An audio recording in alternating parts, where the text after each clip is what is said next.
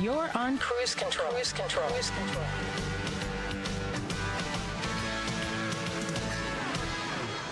Hey everybody, welcome to Cruise Control. This is your on-air automotive magazine, and of course you know that and you know us. I'm Les Jackson. The other guy is Fred Staab, and every week we bring you the latest news from the auto industry, reviews. You know it. And Fred, big doings these days. New York Auto Show and all kinds of stuff. Yeah, that's true, Les. A lot going on, and we're going to start off with some reveals that are actually happening before the show, which is pretty interesting, including the Yep, Nissan Kicks, which is all new and has all-wheel drive for the first time. that's really cool. It's a neat vehicle. I see them occasionally on the road. They're kind of cool, and also kind of cool, at least in my my opinion, is the Department of Justice is suing Apple over something on your dashboard, or probably on your dashboard. We'll tell you about it. Yeah, we will, and we'll also look at the 500E, the Fiat 500E, obviously an all-electric car, hence E. But Hmm. what's happening? The big changeover in the auto industry? Well, they might be trying to put a gas engine in it Well, it'll be the 500G, for gas. or just the 500. Okay, well, not so fast, everybody. Lincoln has put the brakes on going all EV. Boy, we're hearing a lot of this. Yeah, we sure are, and it is. Well, it's become kind of a trend, and Yeah, we also will look at the new emissions regulations that the EPA brought out this week and kind of gives them more breathing room, I believe. So we'll discuss that in greater detail later, right? we will. We will. And you have a piece on the Consumer Reports study. Yeah, a Consumer Reports study talks about how people like to go to their independent shop as opposed to their dealership for work. And we'll look at that study and maybe get your opinion as well. I don't recall ever hearing that people preferred going to their dealers for car. But I don't know. I fix my own, so I don't worry about that. But yeah, it's got to be a better experience than it used to be. But still, Yeah. And I'll have a review, an at the wheel review of the Lexus RX 500H FSport.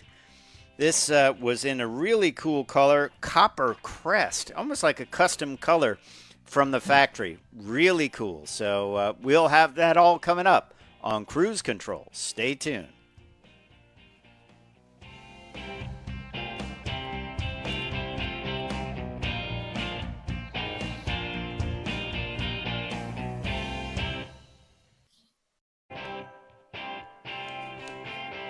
Cruise Control.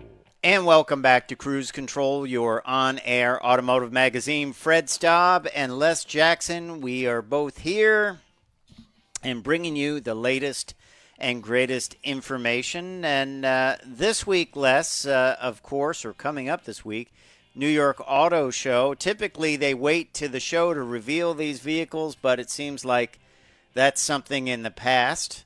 yep. Nissan revealed their kicks, their completely updated kicks at the Barclays Center in Brooklyn. And, well, they've really redesigned it. They've really upped the ante with this. One of the big things that they've done is it is now available with front-wheel drive.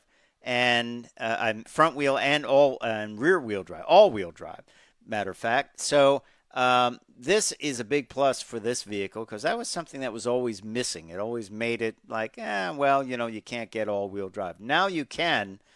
They've added the intelligent all-wheel drive. Power still comes through that Xtronic transmission, but it outperforms many of its competitors with best-in-class standard ground clearance, and best-in-class standard cargo space.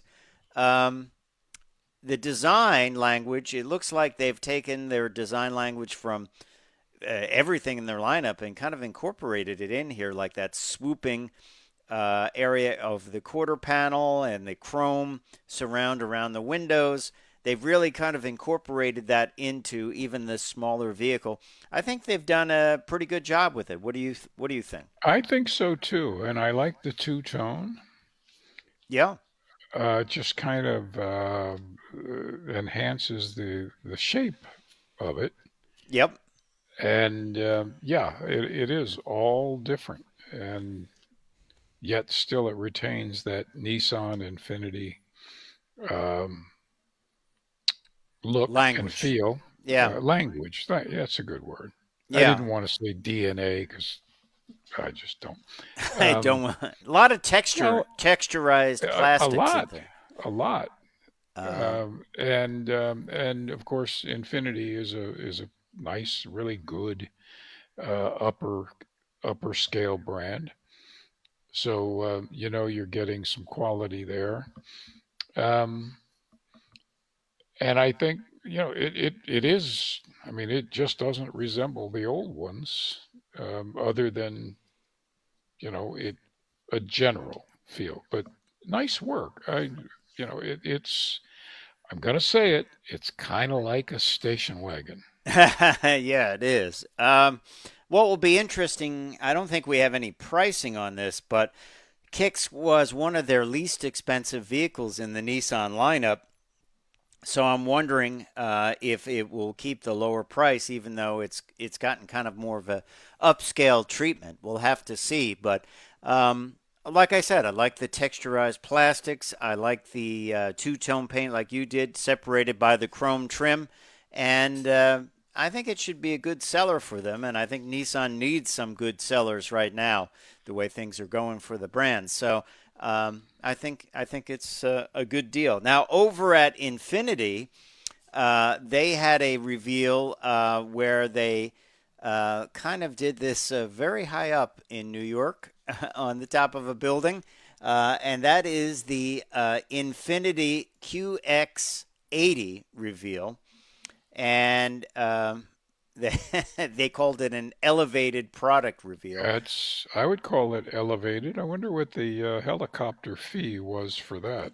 I remember Ford took a part of Ford Mustang and then Yeah, they rebuilt it did. on Took it top of up the in the impact. elevators. Yeah, yeah.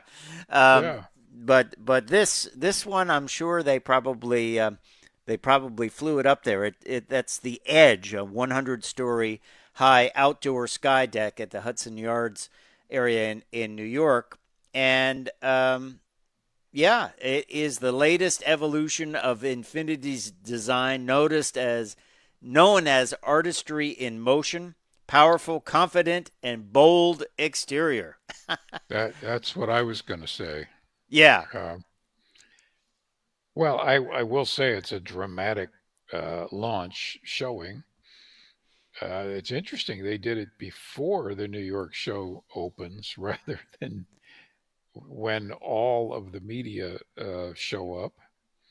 yeah, But that's the way things are these days. They want to get noticed away and apart from everybody else.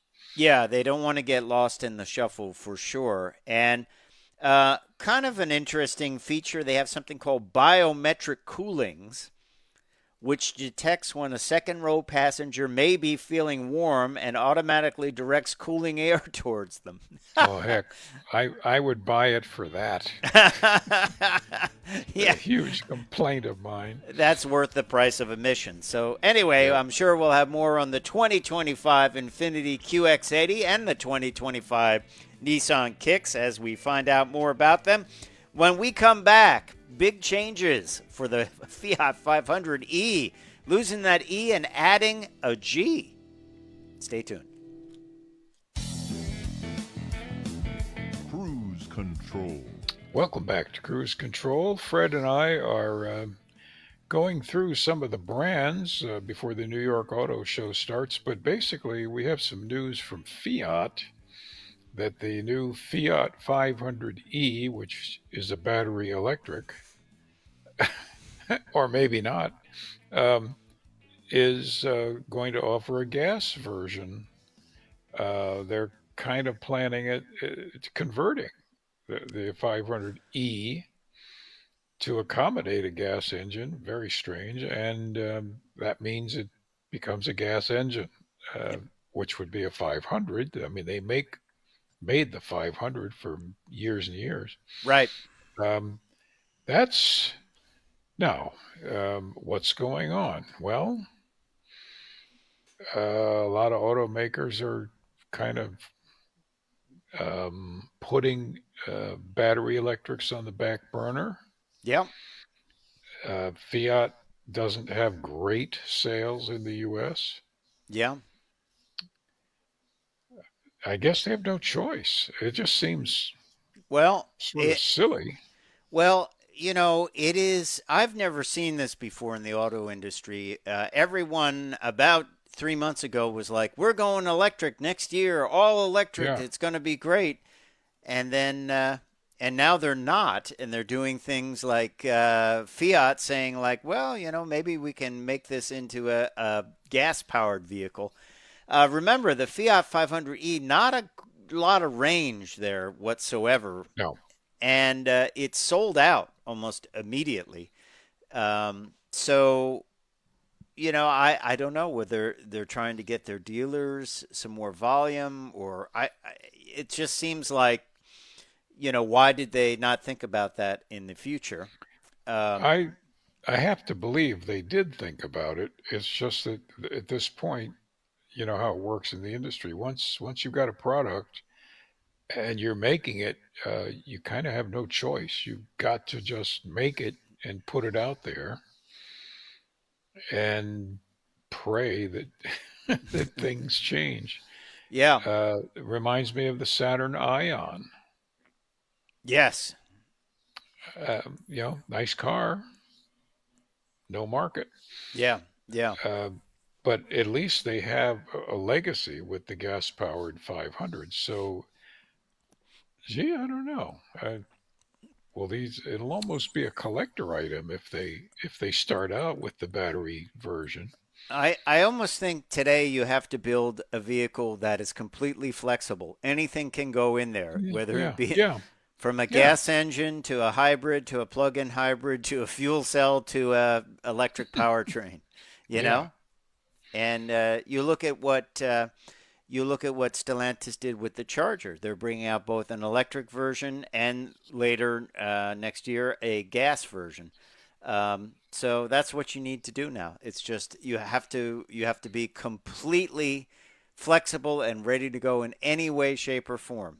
You know. So And I see a lot of Fiats here around DC because it's a good commuting city for especially for little cars. yeah.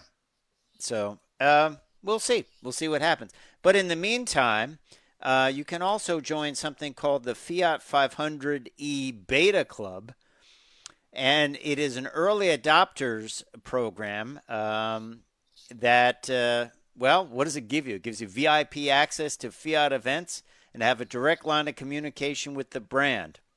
And I believe you get a hat. And you get a bespoke mirror cap. So I've got one on order. Um, well, you know, that's no different than, you know, any other swag with a automotive brand. Yeah. I wonder how many people will bite on that. I don't know. I don't know, but what the heck? If you get a VIP access to Fiat events, I don't know what those events are, but it could be kind of cool. Yeah, I guess so. I guess so. And they're trying to build they're trying to build sort of like what Mustang owners and Corvette owners and Right. even, Dodge Challenger and Charger owners have, like well, Dodge calls it the Brotherhood of Muscle, but I don't think you're going to get the Brotherhood of Muscle with a 500E. But something like that. You know what it is? You say everyone wants to style their car like a Range Rover, which is true because everything's Right. getting squared off. But many people want to be like Apple, or even Tesla. They want to have that fan base, that hardcore fan base that will buy whatever they put out, Mm-hmm. and they wear the T-shirt. They bought the car and they wear the T-shirt. That's right. So that's something to be said for that, and something that people are really interested in having with their brand. What brand is interested in having luxury? Well, how about Lincoln? Now, Lincoln had said by next year they wanted to be all electric, right? And they were planning on doing that. They said that this is the way it's going to go. We're going to be all electric. It is luxury. And they plan to, Lincoln planned to have 3 EVs by 2025 and a 4th by 2026. And they said at least half of the brand's global volume to be all electric next year. Well, that's getting pushed back. That's getting slow rolled. They listened to their customers. They're going to put the customers' needs first and push that back. Now, a lot of this also is predicated on what the EPA just did this week, and giving manufacturers sort of, just in a nutshell, it's giving them the ability to factor in electric cars so they can still build gas cars, and they slow rolled the complete switch over to electric. But it's amazing to me, once again, Les, that this news, basically, it's going industry-wide, isn't it? That they're just... It is. And it's not that people aren't buying electrics anymore. It's just that it kind of plateaued, and that plateau seems to be remaining flat, and for the foreseeable future. So all of the expectations of growth just aren't there at the moment. Yeah. Well, there's nothing wrong with hybrids at all. Not at all. And we're going to do a story next hour about Mercedes adding a hybrid to their lineup. I mean, they're just, I think you're going to see hybrids and plug-in hybrids for virtually every model. Yep. And what are the gas savings? Well, you look at what Toyota has done with Camry. They made them all hybrid. You can't get a Camry that is not a hybrid. There's rumors going around that the RAV4 may go that way as well. And here's the deal. They said just by converting Camry to hybrid only, they will save in 1 year 48 million gallons of gas. That's incredible. Yeah, nationwide. Nationwide. And I have a neighbor who was in California last week, and he told me, he said he rented a hybrid Accord, and he said, I'm gonna, next car I buy is gonna be a hybrid. We drove all over the place and got 52 miles to the gallon. Yeah. Well, heck. Well, I'll give you, for instance, I just was in a RAV4 hybrid, not a plug-in hybrid, not the Prime, but a RAV4 hybrid last week, right, with the Woodland edition. I'll have an upcoming At the Wheel review on that. And I must have drove for over 100 miles. The needle never came off full. Never. It didn't move 1 inch. It didn't move half an inch. So that's pretty darn impressive. And it drove well, too. So, hey, nothing wrong with hybrids. When we come back, we'll look at a new Consumer Reports study that says people really don't like going to the dealer when it comes to service. So we'll keep you informed on that on Cruise Control, your on-air automotive magazine with Fred Staab and Les Jackson. We'll be right back. Cruise Control. And welcome back to Cruise Control. Well, we're on a favorite subject of vehicle owners. that we're going to talk about. So sit down, have a cup of tea. Mm. Don't get excited. We're going to talk about taking your car in for repairs. Uh, where are you going to go? Will it be the dealer, or will it be an independent repair shop, or will you just not Not repair bother. it? Yeah, I mean there are people that do that. They just don't repair Did you ever watch it. that? Did you ever watch that on YouTube? That customer states, and they show how certain cars are brought into shops with something wrong. Like No, I haven't. I'll look that up though. That should be one guy pretty had interesting. the front end held together with zip ties. I mean, not like the sheet metal. I'm talking the suspension. And he said Oh customer man! states clunking when turning. Wow! Things like that. Wow! Things like I don't know. That's just the side, but what happens is the shops when they see this, they just upload it and then it goes onto this website. Like Yes. even some So, of but the them are point is, funny things like the whole door was exactly, filled with nuts. Like they said, customer states man. door rattles when closed, and they took the panel Yeah. off inside and it was filled with nuts. So anyway, But the essence of owning a vehicle is it's going to need routine service, and it's going to break eventually. yeah, Uh, and you need to get it fixed somewhere. Tires, right. um, rusted out subframes in the Yeah, rear. there's a little weekend project for you. Yeah. Yep. So the big thing is, where do people want to take them? Well, Consumer Reports has done a survey, as they do, and no surprise, they said most owners prefer to go to independent repair shops. But then my problem with that is, how do you know the repair shop is any good? Well, Is it word of mouth? They're usually not big enough to advertise. you could go and sit in the So, waiting room and see if anyone is getting yeah, into a fight there. um, that's one way.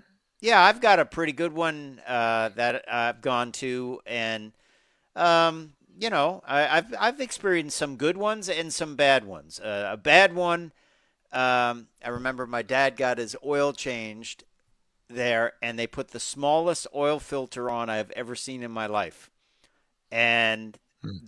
the oil went like black after about 100 miles. I think they used oil and Uh, and the world's smallest oil filter. I mean, an oil filter, a good one costs you under $10. So you that's don't right. you don't need to cheap out, right? Well, I mean, that's kind of a critical component, Yeah. and it should be as big as will fit in there. Yeah, I agree. I agree. But on the other hand, I've gone to great shops where they rebuilt air conditioning systems and you know, Sure. it wasn't cheap, but it worked. It was perfect. A perfect repair, like brand new. So, so Um, yeah. Now, I one thing though that I always advise people is, while your vehicle is under warranty, get the routine service like oil changes done at the dealership, and then you avoid possible problems if something goes wrong. The factory, because there's no record of it being repaired at all or correctly, they may not honor the warranty. yeah. I mean, how you can't expect the factory to honor a warranty for uh, a worn out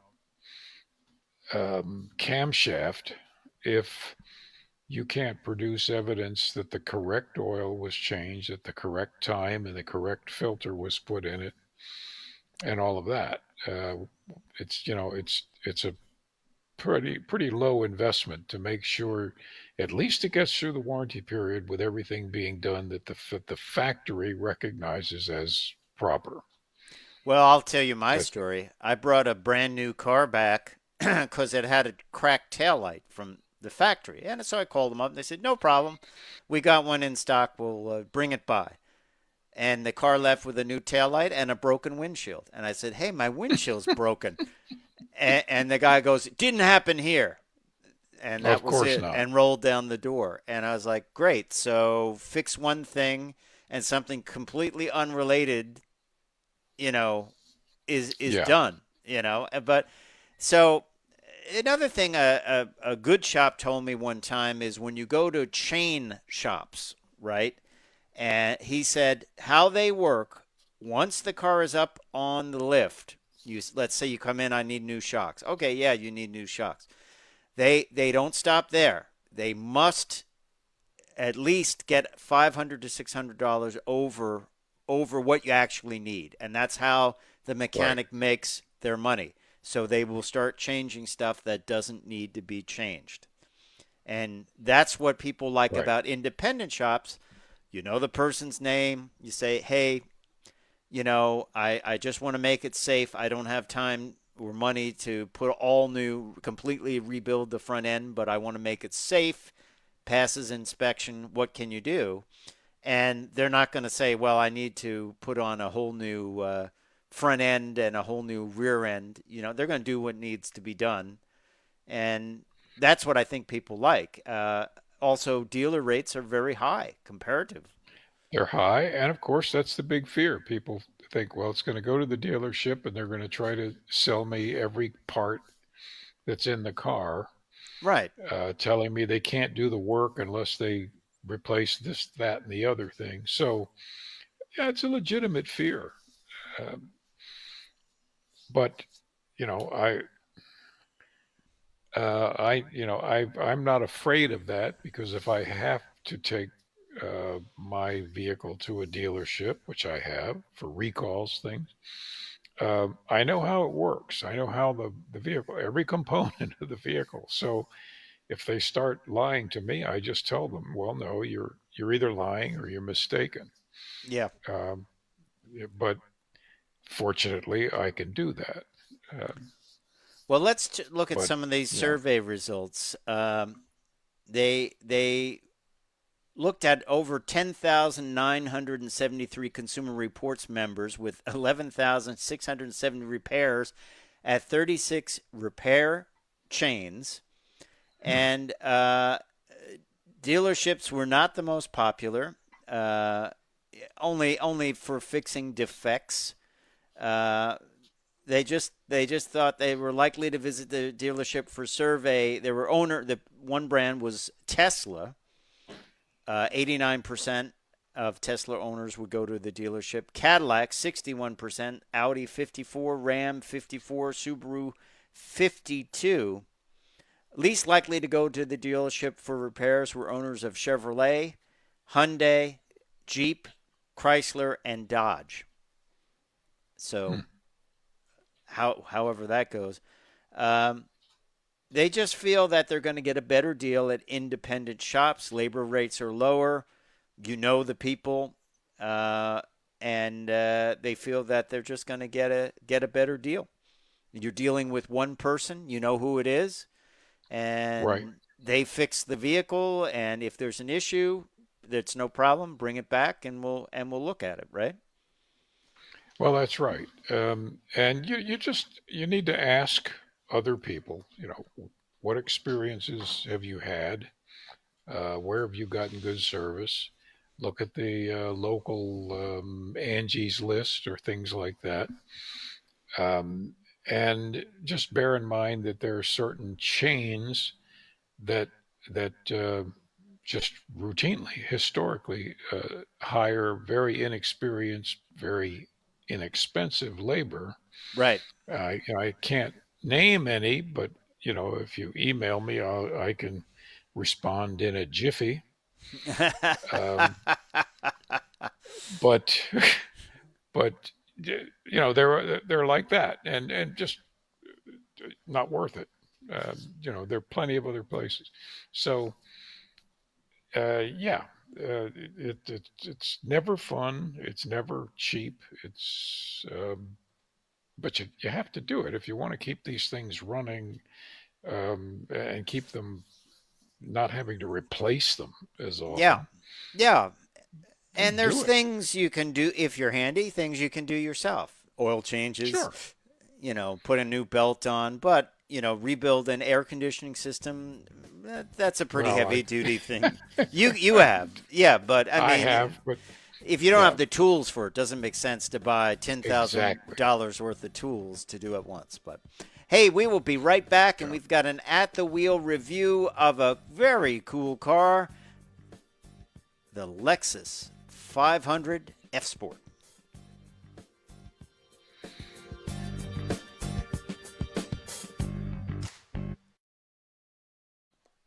Cruise control. And welcome back to Cruise Control, your on-air automotive magazine. Fred Staab and Les Jackson with you. We are glad you're along for the ride. Time to go at the wheel, Les Jackson. We're going to take a look at the Lexus 500H F Sport, the 2024 edition of this model.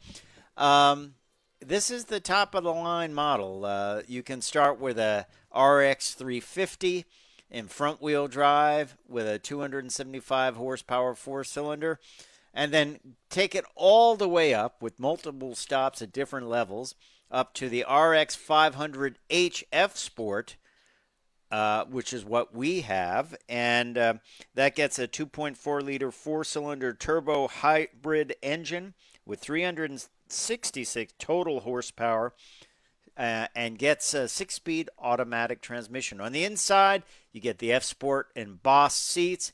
You get some really nice bolsters on this vehicle, and they are Alcantara. They have Alcantara inserts, and of course, there's some perforated leather for heated and cooled seats in the middle. A lot of detail, a lot of stitching on this vehicle. A lot of the switchgear and screen is all Lexus, of course. You'll be used to it. We get that sculpted Alcantara on the doors. A lot of piano black, which of course always shows marks and dirt, but people love it. They love that. Get a sensor to check that the driver is awake, and then a large screen for all your nav. And I always like these Lexus knobs with the display in the center. And hey, they even Yep. included a volume knob on the Wow. infotainment system. That's great. A lot of textures, sort of a rib texture on the dashboard where you get your wireless phone charger, lots of connectivity all over the place, USB-C and USB-A, a little stubby shifter to throw it into gear. Just high-end all around, and really nice sculpted Alcantara once again. Even the inside of the little change bucket is lined. Out back, nice for the rear passengers. They sit a little elevated up compared to the front seats. But same deal. You got the bolstering, although not as aggressive on the back. And you have a power tilt and recline rear seat. You don't see that too often, but this will recline the seat all the way rather than just pulling a strap or a lever. And you notice the thickness of those seats. They're pretty high end. Lexus does not go cheap on this stuff.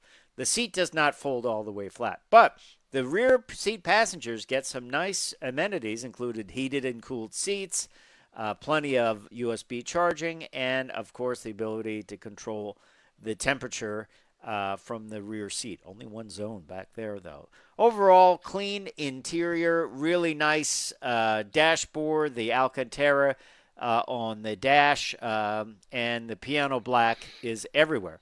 Under the hood is that hybrid powertrain. Of course, Toyota and Lexus do hybrids very, very well. Pretty neat under the hood, kind of a small engine cover, but just nicely packaged. We found this to be totally adequate to move this vehicle along 366 horsepower.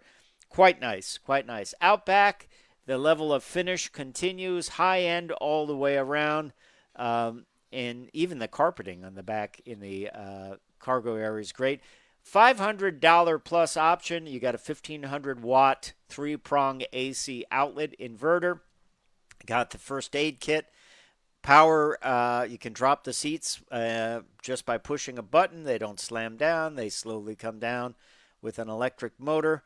And that just adds a nice touch that you're not just slamming things and pulling straps. Under the floor there of the storage area, you do get a space saver spare, even though the hybrid battery is under there as well. So we love this copper crest paint.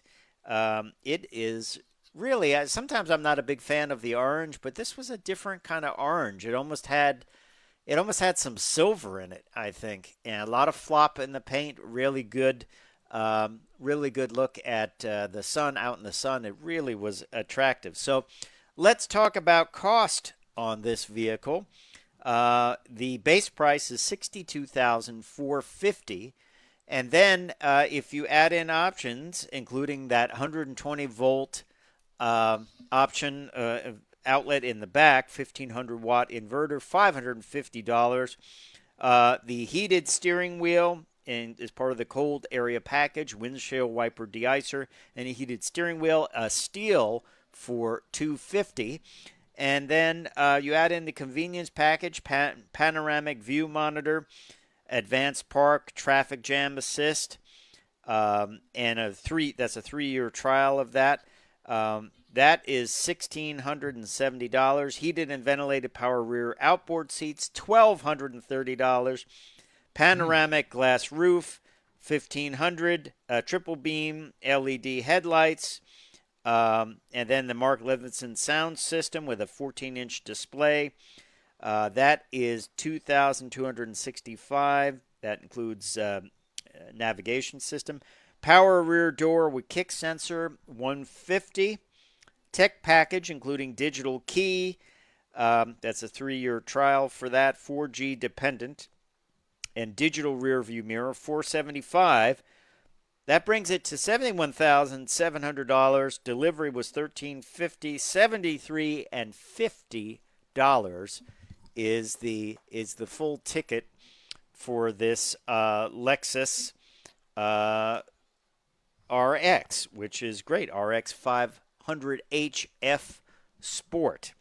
And if you wonder what comes in the FSport package, is the opposed 6-piston front brake calipers, adaptive variable suspension, 21-inch alloy wheels, a wireless phone charger, which does say performance, always, a head-up display, power folding and heated outer mirrors, power front seats, leather trim steering wheel with memory, thematic ambient lighting, power moonroof with roof rails and dynamic rear steering, and black brake calipers. So there you go. If you ever wondered what a F-Sport package will bring you, I definitely liked the Alcantara, the sculpted Alcantara on the door cards. I thought that was kind of a good look, something you don't normally see. What's the EPA mileage? EPA mileage is 27 for the aggregate number. So city is 27 and highway is 28. It's not bad, but I'm sure if you didn't have the hybrid model, it would be. Well, yeah, because the one I had wasn't the hybrid model, and it was like 16 to the gallon. Yeah, that's kind of a That was brutal number. bad. Yeah, that's kind of a brutal number these days. But I'm still going to say I'm a fan of that paint. I just found it to be like a custom color, like a house of color that you would see on a hot rod from the factory. And I don't think you're not really charged extra for it, which is pretty unheard of. Oh, yes, you are. I'm sorry. Premium paint, $595. I take that back. No one's giving you premium paint for free. If you haven't noticed, if you haven't looked at a vehicle in a while, premium paint is there almost for every color except white or black. That's true. And any color you want will probably be additional. Except for white or black. But, it used to be a pretty rare situation, especially when they got into tinted clear coats. That's where the additional cost came up. But now it's a pretty common way for them to add $500 to the price. Right. Add And- value. Add value. Hey, we hope you've got some added value from this show. Cruise Control. Time for me to say I'm Fred Staab. I'm Les Jackson. We are going to see you down the road. Bye.